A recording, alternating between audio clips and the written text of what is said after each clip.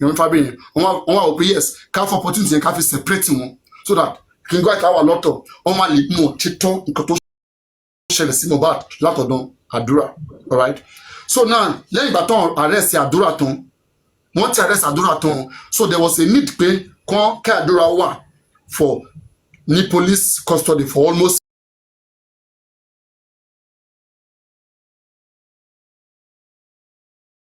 15 days. So and Yomi wá bá àwọn supreme pé ẹ ká sáré ṣe kí ni kó ṣe ṣe alright wọ́n wá dá owó fún Yomi ó dàbí bóyá ọjọ́ Thursday àbí Friday ṣá so wọ́n wá dá owó fún Yomi wá lọ fún àwọn èèyàn títí ẹ̀ àbí sọ́dà fún filing so the next thing ẹ mọ̀ pé àwọn tó ń sanwó wọ́n máa expect pé okay o ẹni nǹkan tá a sanwó fún ni pé kán gbé àdúrà kó wà ń bẹ̀ so the next thing ni pé wọ́n kàn release àdúrà ni ẹ mọ̀ pé àwọn tó sanwó wọ́n máa fẹ́ bèrè pé ṣebí owó tá a san so that wọ́n máa lè keep ẹni yìí fún 15 days alright the next thing ni Yomi bá kọjú ìjà sí àwọn tó sanwó fún òun pé àwọn yẹn ló lọ snitch pé àwọn ló lọ ta àwọn síta pé nǹkan tí àwọn fẹ́ ṣe tẹ́lẹ̀ pé àwọn ènìyàn ti lọ bàjẹ́ wọ́n ti lọ bá plan jẹ́ pé wọ́n ti lọ sọ fún King White pé nǹkan bábá ló máa ṣẹlẹ̀ pé dáàzá tí òun ò ṣe rí ṣe mọ́ ẹ rí ṣe mọ́ ẹ gbà ó lé ní àjẹkẹ̀kẹ́ lánàá ọmọ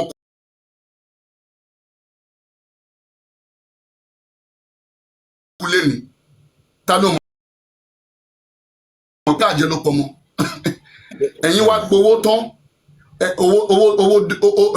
owó tó yín lọ́wọ́ nǹkan tó yẹ kẹ́ ẹ ṣe ẹ wá rí ṣe ẹ wá kọjú ìjà sí àwọn tó fún yín lówó is that a good behaviour?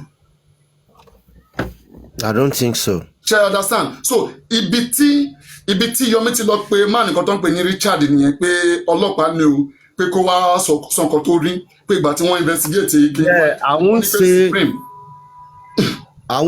it's not ọlọ́pàá or it's ọlọ́pàá because I don't know. I wasn't in Nigeria. Okay, mo fẹ́ bèèrè lọ́wọ́ yín. Ṣé ẹ̀yin rí i pé ìwà tí ọlọ́pàá yẹn wù kó jẹ́ ìwà gidi ni kí ọlọ́pàá tó lọ investigate kó wá máa kó investigation fún èèyàn nǹkan tó yẹ kán kó lọ sí court kó máa kó fún èèyàn.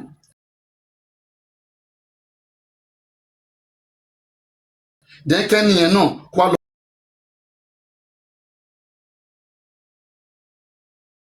sórí platform kó lọ máa sọ. Papariano.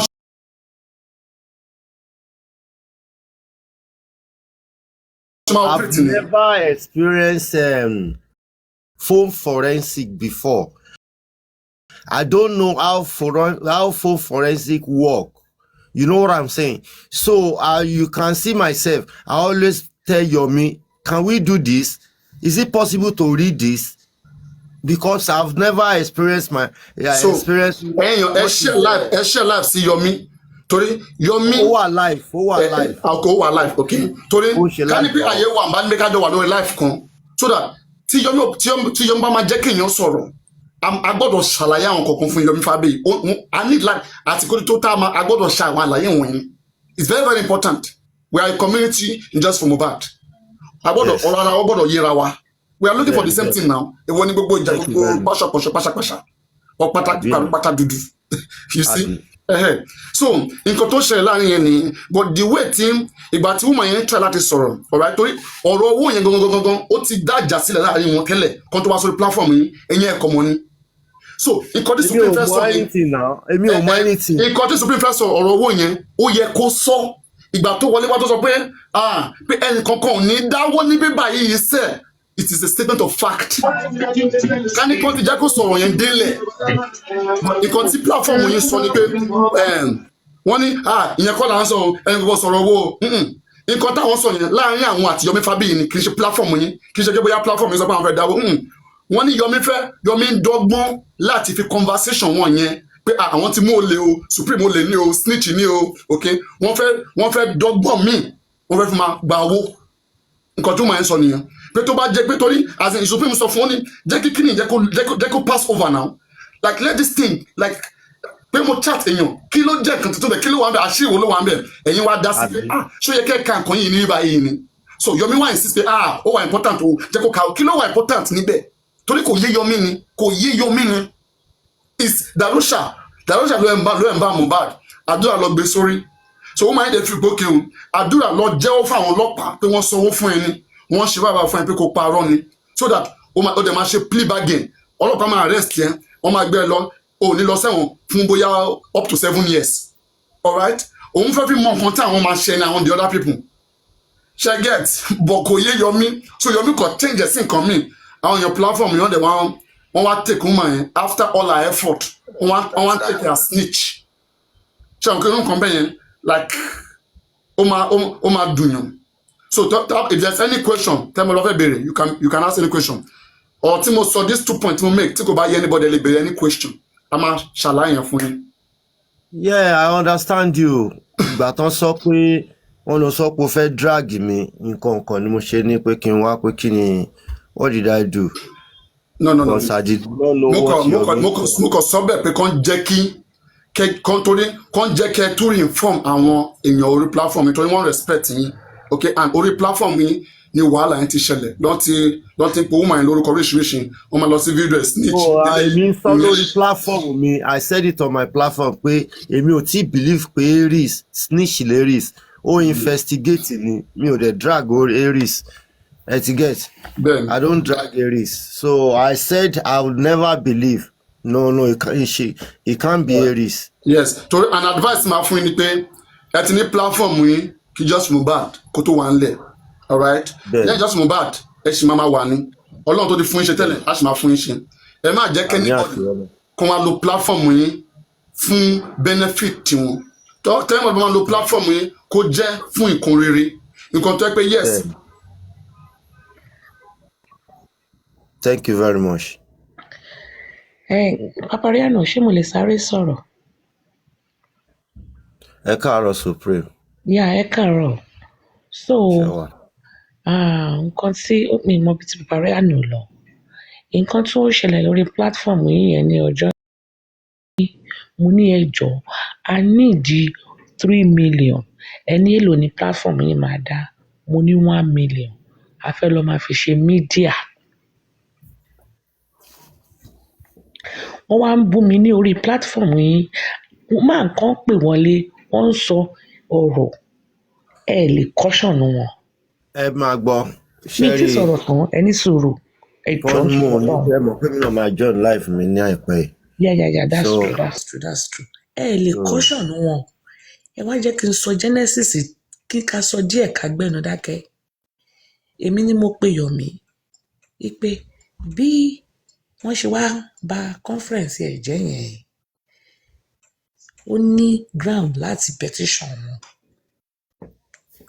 Àwọn ráyè gbogbo pátá pupa yẹn òun sì fẹ́ mú ní ara ẹ ní a ní láti wá bá ṣe máa separate. Tẹ́ bá ẹ jẹ́ kọ́kọ́ yanjú tọ̀dọ̀ tèmi kẹ́ tó bọ́ síbòmí tẹ́ bá rẹ́ anybody tó bu yín I'm saying sorry because èmi tí mo ní platform tí mi ti drag yín mi rò pé ìyẹn mi pé mi ò support anybody tó bá drag yín if you hear anybody abuse you or anything because èmi àti yín àníjà rè àdẹ̀ lè níjà because we are eré kan náà lájọ ń sá so kí ló fẹ́ díjà wálẹ̀ so if you hear anybody say abuse you on my platform I will say sorry on their behalf please so that it won't be grudge before ká tó fi bẹ̀rẹ̀ sílẹ̀ ká yanjú bẹ̀rẹ̀ náà tí ó ti yẹ yín.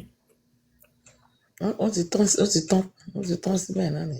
All right má bínú ìyá mi ẹrú rẹ iye iṣẹ́ kan náà lájọ ń ṣe ẹ má kí èdè àìyedè kó ba gbogbo wa jẹ́ kó dàrú. Èmi ni mo ní kí Yomi kó petition èmi ni mo send copy petition through African TV kó tó di pé ìyẹn bàjẹ́ èmi ni mo ti ń bá King White sọ̀rọ̀ láti November òun ló kọ́kọ́ contact mi mo dẹ̀ pe àwọn èèyàn mélòó kan pé nǹkan báyìí ṣẹlẹ̀ o kí ni kí n ṣe wọ́n ní kí n tẹ́rì sí ní okay mo ní láti fi yín ṣe evidence mo dẹ̀ ṣe screenshots ká mú pamọ́ ó déwájú ó ń dẹjọ́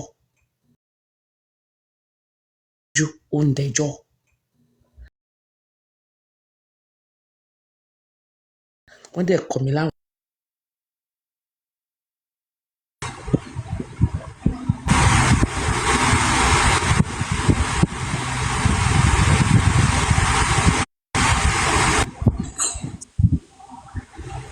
mo fẹ́ fa ojú wọn mọ́ra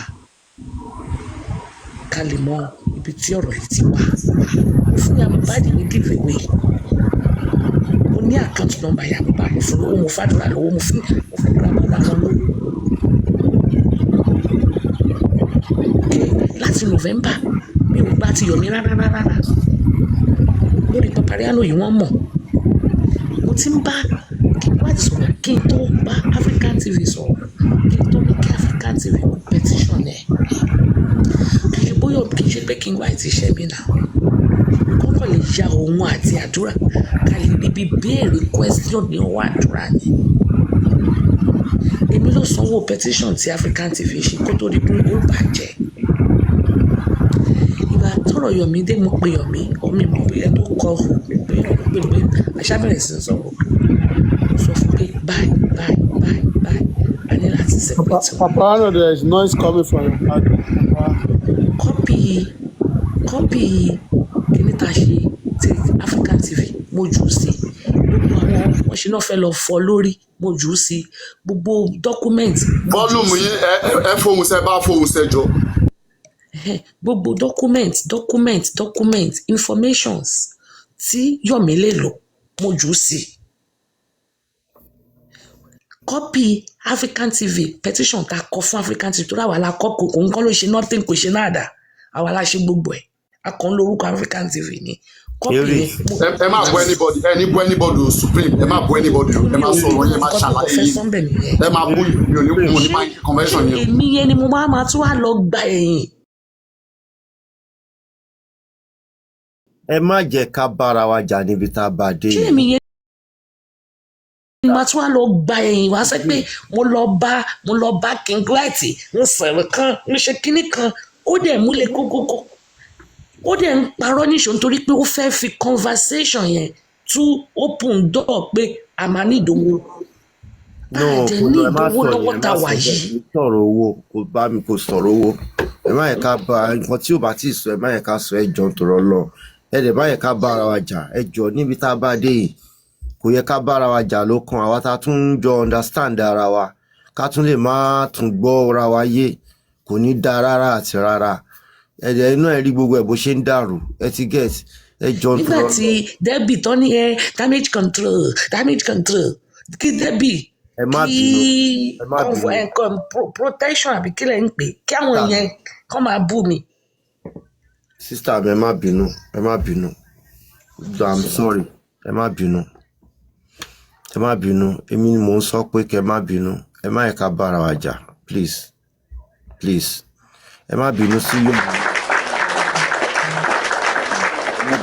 Tàbí kí la tún máa sọ ẹ ti ní ká má bínú àbínú mọ́ nìyẹn ó tún lọ́rọ̀ kan tí mo tún fẹ́ bí yín ìjọ kan wà tí ọmọ onílé ń sọ̀rọ̀ tẹ́ ń sọ̀rọ̀ pé wọ́n fẹ́ fún àdúrà ní owó wọ́n pè mí àwọn tèmi pè mí wọ́n ní kí n gun òkè yín wá kí n sọ fún yín pé àwa gan a máa fún. ẹ̀yin gan ṣe máa apologize fún wọn tẹ́ bá ti sọ̀rọ̀ yín tán tí wọ́n ti apologize fún wọn. fóònù yẹn ti bàjẹ́ ó tuntun jábọ̀ again àwa ti wá pé a máa fi 5 million kún owó yẹn a máa fún àdúrà ṣé mi ò gun òkè yín wá. ṣé ń gba owó èwo. níjọ́ kan báyìí tó nílé ń sọ̀rọ̀ tá à ń sọ pé ẹ fẹ́ ṣe pé tí àdúrà bá sọ̀rọ̀ yes. Okay, yeah, you said it. ṣebí mo gun òkè yín wá ń jọ yẹn mo ní àwa gúrùpù ti tèmi náà máa fi 5 million kún owó yẹn fún àdúrà irọ́ ni mo pa àbóòtọ́. Absolutely. èmi wọ́n wá tún ṣe tán ní snitch ìyẹn sọ̀rọ̀ snitch yẹn most people mọ̀ túmọ̀ ẹ̀ náà mo mọ̀. bọ́yìn fẹ́ máa drag yín lórí platform mo ní èmi ń tèmi o mi ò dispute ẹ̀yin opinion ti yín o èmi ò tí believe I said it publicly ipe Aries is a snitch because tèmi náà bá ríru opportunity yẹn máa ṣe the same thing. ìgbà tó fẹ́ dánwó tàdúrà bá máa sọ̀rọ̀ pé ẹ máa fún lówó ṣé kèmí wá sọ pé snitch ni. ẹ má wọrí ẹ má bínú ẹ jẹ́ ká move on ẹ jọ ẹ má bínú. All right, now I apologize for Supreme for misbehaving in his platform. Oya Supreme. Má jẹ́ ìṣubú Jésù. Supreme Oyana. Apologize to Lori for the shaka shaka you did on this platform. I say is return back that apology. The shaka shaka you did on this. No, it's okay. We are one. Thank you, Papariano. I really appreciate it.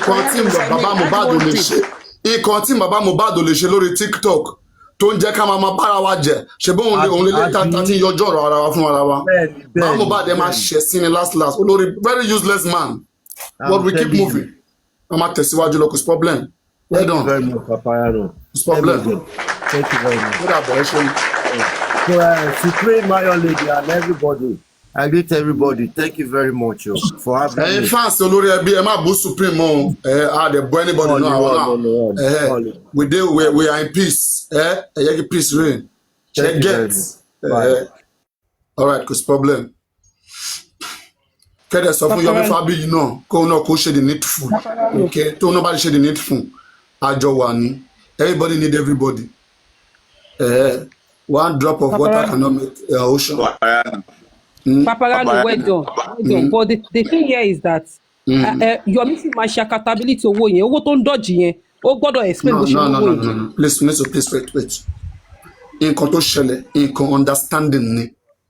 Okay? Àwọn Supreme, wọn bá ní issues pé bóyá ọ̀rọ̀ owó, ìgbà tó ti ṣàlàyé, wọ́n ti jẹ́ kó lọ.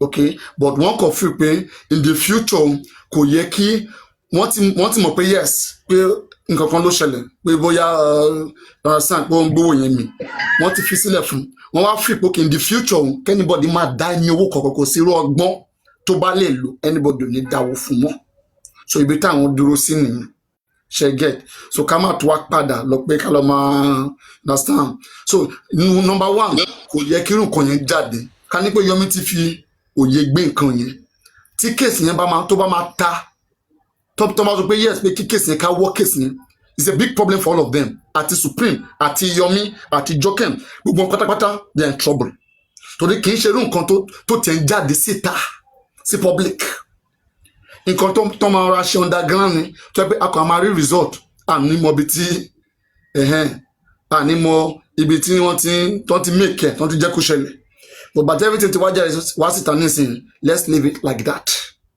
Let's leave it like that. Let's not dwell back on it. Okay? Irrespective of whatsoever anybody wants to say. I have made it very clear when I address this. If we are treating a civil case, we can pay our employed lawyer for a filing fee. For the police to be treating his case, for police to file an application of extension to anyone's detention. It is the duty of the police. No civilian can pay for that. There is nowhere in the Constitution where it says civilians should be paying for police to file for an extension of another citizen. It's not done. That's why I say that if you drag that case, it's not good for even the policeman. Where is the noise coming from now?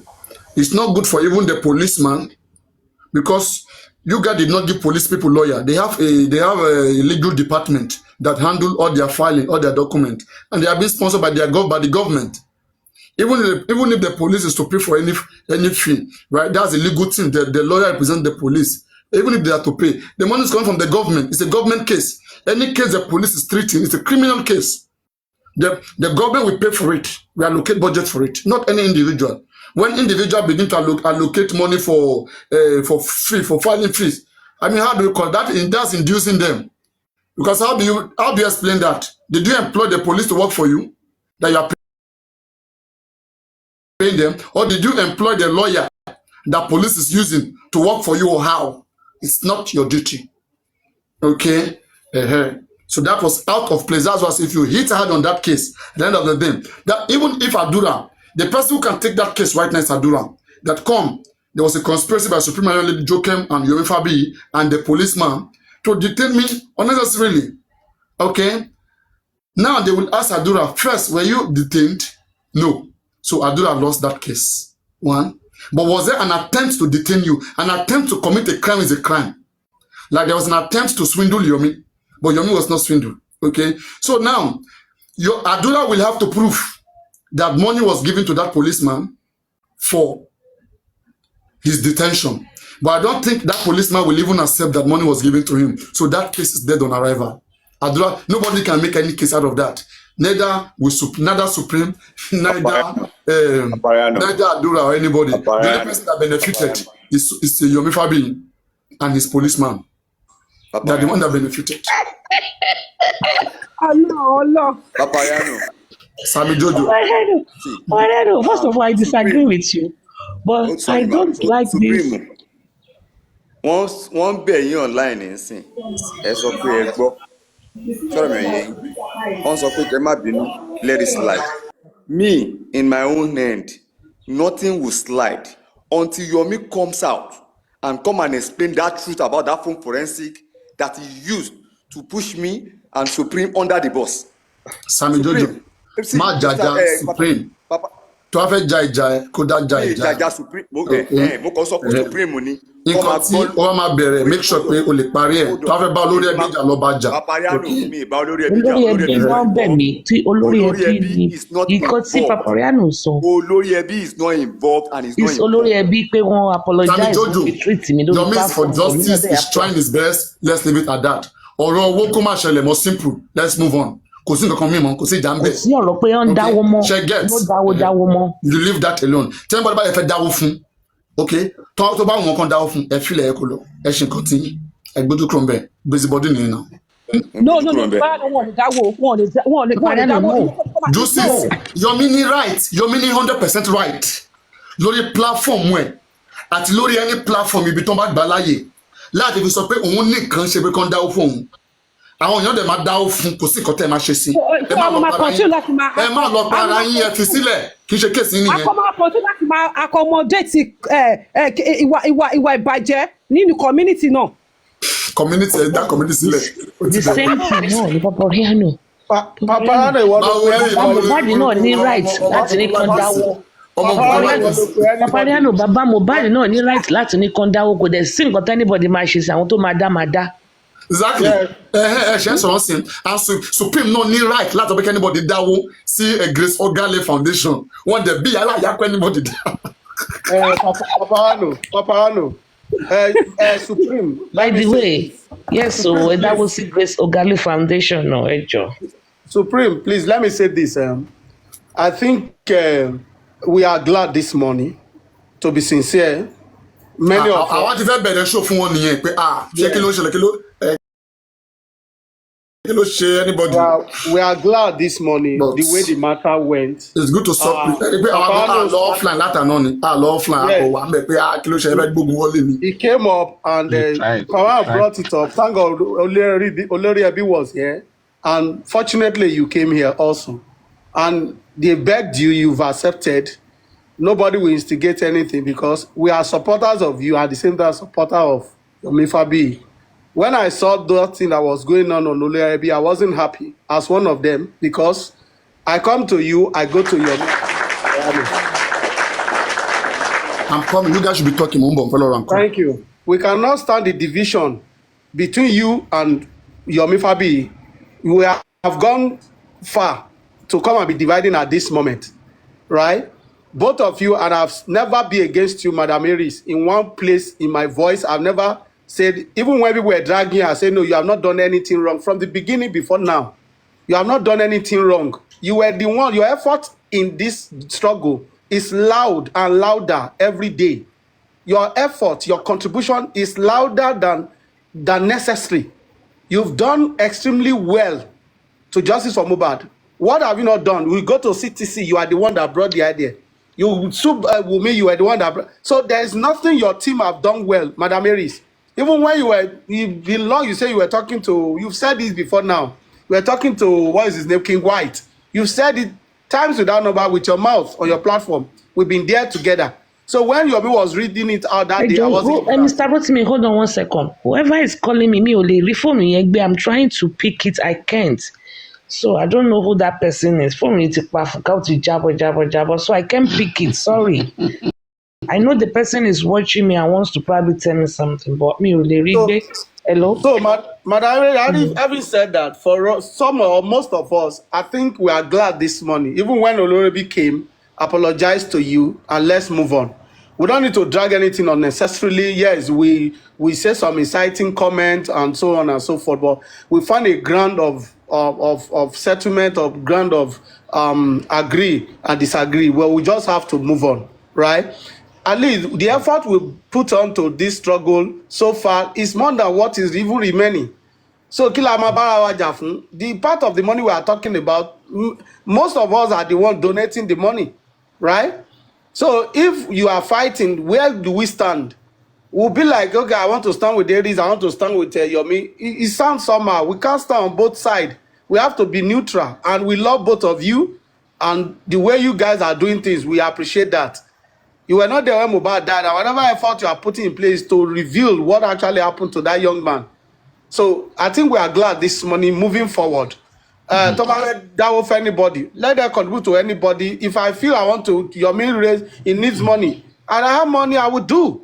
If Eric say you want money, if Baba Mohbad say want money, allow me to spend my money foolishly. You I want to spend, it's not an issue for us to be dragging that. I need that woman, I've had that one. No. We have to move Sorry, on from that. Rotimi, I have something to say briefly. Richie, go ahead. Before you are Please. against it, Please, can I just say this, right? Thanks, Supreme. Thanks, Loriabi. I'm actually touched with this truth. It's kind of a good thing.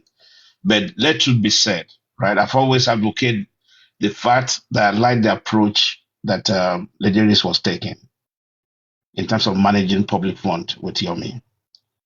And I'm just advocating, I'm just suggesting, if this is possible with Loriabi, I've seen Loriabi that is very articulated with whatever he's trying to drop money for Supreme and all that.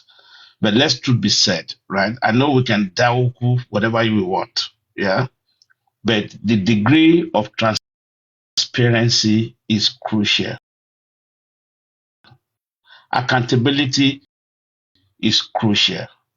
If you're listening, right? All this wishy-washy, you're trying to explain. Nobody is saying, listen, Rotimi, I'm saying this. If you have 1 million, right? If Yomi said, I spent 800,000 and he kept 100,000, nobody will shout. Because it needs its own maintenance too. We've been saying that, but what we're saying is accountability and transparency is the beginning of the integrity. So don't let us shy away from that. You can be daoku, but all these people come back and eat everybody in the face if you don't put structure into things. Yes, if you want to donate money privately to Yomi Foundation, that's a different thing. But if we have a mission on this J4M, there's nothing wrong with us doing that, taking that approach. That's what I would say. Nobody's stopping anybody not to put money, but let it be a kind of corroboration approach in terms of money that's going to be donated. And let there be transparency coming from Yomi, accountability. There's nothing wrong with that. If you want somebody to give him a spreadsheet, it's quite simple. And that will actually help him as well going forward. Because this is where the friction lies. It's always issues surrounding money. Why? Thank you. That's what I have to say. Thank you. Thank you very much, Mr. Richie. Thank you. That is what I stand with, and that's what I stand for, what Mr. Richie said. Hey, if you want people to dáwó, let them dáwó. Bàbá ní wọ́n ti gbé forensic fóònù Aries jáde o. A máa need more money o. Iṣẹ́ ń lọ lábẹ́. Òtúfò fẹ́ tẹ̀ àbí bí wọ́n ṣe máa ń sọ. That's sàkámàjẹ́ nìyẹn. It's not news. I've called King White on my live show. It's not kò sí conversation tèmi àti King White ní that there is no third party involved because àwọn nǹkan báyìí náà dẹ̀ ni. Because of things like this. And I even, before my phone even fell again, this phone no ti pa fúká. I even went through all my chats from day one with Yomi. I was sending him information documents. I sent him copies of the petitions we wrote. Copies. Okay, use this format. Use this language. Use this. I mean, it's why she snitch when she damage control. To who? To who? Ìgbà tó ní kàrí wọ́n gbélé mi, mo ló gbélé mi náà nìyẹn. What happened? Kí náà lè fi mí ṣe? Drag. Ìgbà tó yẹn gbẹ̀rẹ̀ gbogbo wọn, one by one, wọ́n tún wá apologize. Snitch kí ni mo snitch mi? Oh well, anybody else can talk. Lady Harris, this morning, what is being done on his platform this morning again? And what over the platform Yomi was saying that, okay, we want to return that Lady Harris money. And before we know it, they say, hey, don't return his money. Oh, if you want to return any money, pay it into foundation account. You know, all these things. And if they want to pay it into foundation account, let them go and pay it into Grace Ogali's foundation account. No, yeah, kidding off a pay that so account. That is robbing Paul to pay Peter. That is what I'm saying. Supreme, you know what is annoying me here? Ìgbà tí bàbá Mohbad ń gbà owó, people were like, Emma contribute owó fún bàbá yẹn. But now, we see somebody that is taking the same route, a way of collecting money from public. And then sọ pé tó ní kálukú máa gbowó lórí platform ẹ̀ bó bá ṣe wù. This is not done. And you were calling the other person to watch accountability, to watch this is not done. It is not. But like Papariano said, but like Papariano said, he is not here right now. Papariano said, and it is true, and it is a fact. I don't pay tithes. I don't believe in. I used to pay tithes directly from my paycheck. Correct, so that me ò ní fojú rí, mi ní ná, mi ní ṣojú kòkòrò ẹ̀. Directly mi ò kí ń rí. That is how faithful I was in tithe. But when I realized and I had a different perspective, mi kì í pay tithes more. Since 2001. Since 2001. Till tomorrow, kò sí bó ṣe lè convince some people of not paying tithes. It's their money. You cannot control them. They believe it that they are building mansion in heaven. You can't convince them. So, but IT guy was saying, we didn't say they should not pay money to GoFundMe. He withdrew his money from GoFundMe. He puts his money in access account. So, when I was shouting, don't contribute, Ogunye, Omu Papariano, no, eventually. So, anybody let's go figure,